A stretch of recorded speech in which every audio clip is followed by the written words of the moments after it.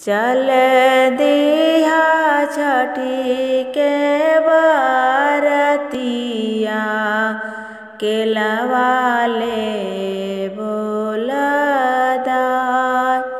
केलवा ले बोलदाय। आगे आगे चले लनकहरवा पीछावा हमारो भैया सान पीछावा मुकेश भैया सान।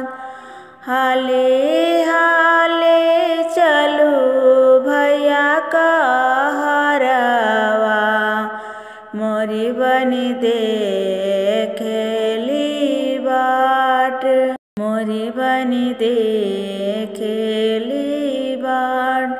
3 दिन का भूखली बहिनिया जो है हमारा के बाट जो है हमारा के हो बाट।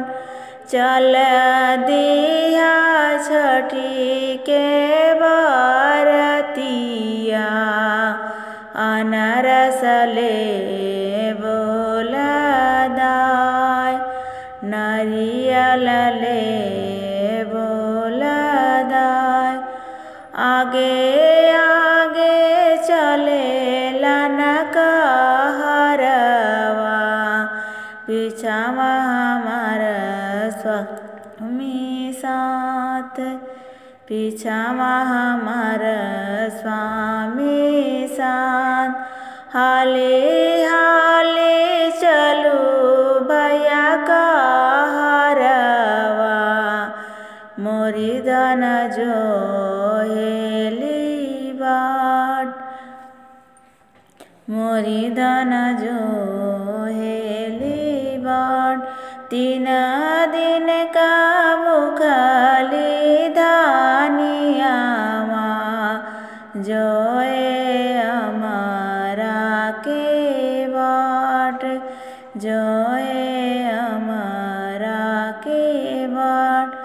चल दिया छठी के बरतिया अम्मा ले बोलदाय अम्मा ले बोलदाय। आगे आगे चले लनकहरवा पीछावा सत्यमा बाबू सान पीछावा सत्यमा बाबू सान। हाली हाली चलू भैया कहरवा मोरी मम्मी जो हेली बाट मोरी मम्मी जो हेली बाट। 3 दिन का भूखली मायरिया जो है हमारा के बाट जो है हमारा के हो बाट। चल दिया छठी के बरतिया चल दिया छठी के बरतिया अमरुद वाले